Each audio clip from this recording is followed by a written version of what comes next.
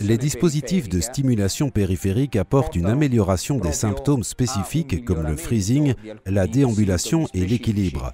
Le dispositif que nous avons utilisé s'appelle Gondola. Il s'agit d'un dispositif qui, à travers une stimulation cutanée du pied, arrive à améliorer les symptômes du mouvement de la maladie de Parkinson. Naturellement, penser à partir du pied afin d'arriver à modifier les activités du mouvement d'un patient qui présente une altération du système cortical et sous-cortical laisse tout le monde scientifique très perplexe.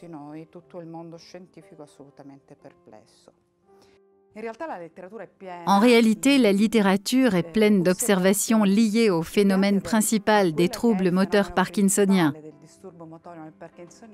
qui est une altération de l'intégration sensorielle motrice.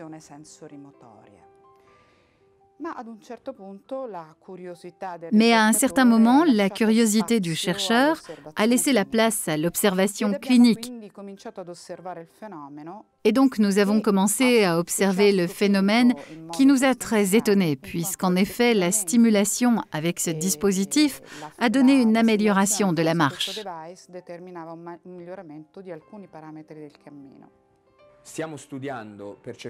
Nous sommes en train de faire des études afin de comprendre les mécanismes responsables de l'amélioration ou bien comment une stimulation périphérique peut apporter une amélioration des systèmes cérébraux centraux.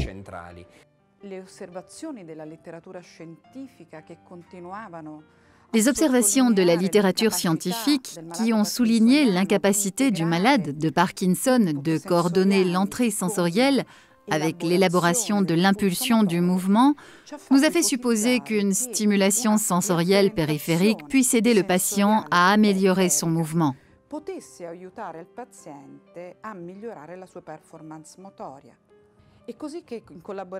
Donc, avec la collaboration du campus biomédique de Rome, en particulier avec ses neuroradiologues fonctionnels du campus biomédique de Rome, nous avons réalisé une étude pilote afin de trouver une hypothèse de modification du pattern d'activation corticale et sous-corticale des patients traités avec ce type de thérapie ou de placebo.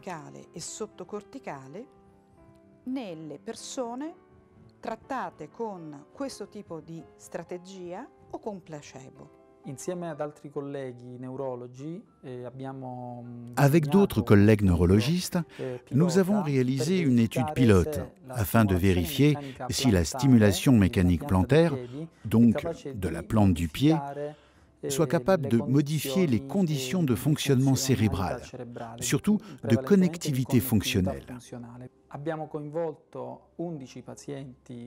Nous avons identifié 11 patients avec la maladie de Parkinson idiopathique. Principalement, ces patients avaient caractéristiques d'hypokinésie, plutôt que le typique tremblement du Parkinson, donc avec plus de difficultés avec les mouvements. Et nous avons vérifié cliniquement et avec la résonance magnétique fonctionnelle que la stimulation plantaire est efficace afin d'améliorer les symptômes du mouvement.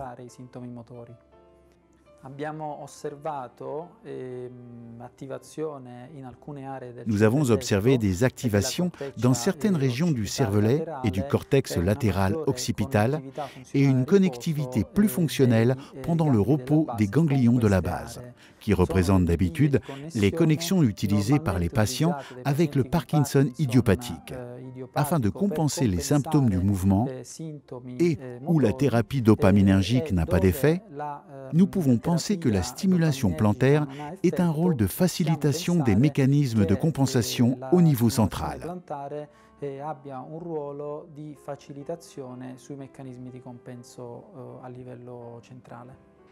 L'intégration sensorielle du mouvement se vérifie dans certaines régions comme ceux corticales et sous-corticales, mais dans la représentation schématique de fonctionnement des ganglions de base, qui est la partie touchée par la maladie.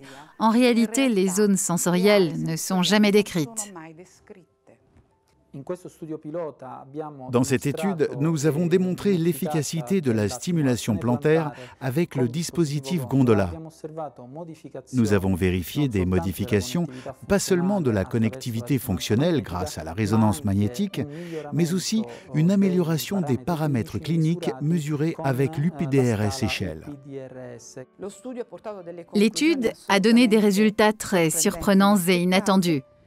La stimulation aiguë, effectuée dans une seule fois, a déterminé une modification des zones sensorielles, donc de ces parties qui peuvent participer à l'intégration sensorielle du mouvement.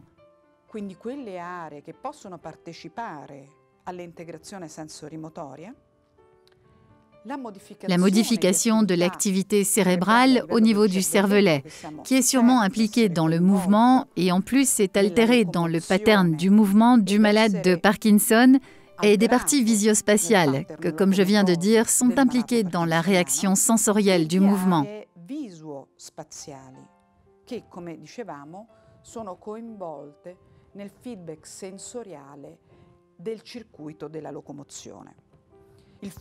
Le futur de cette approche sera d'améliorer ces unmet needs, qui sont les symptômes du mouvement qui ne répondent pas à l'évodopa ou à d'autres thérapies, comme la thérapie chirurgienne, et qui sont les symptômes qui se développent pendant le stade avancé de la maladie, comme le freezing, les troubles posturales et de l'équilibre.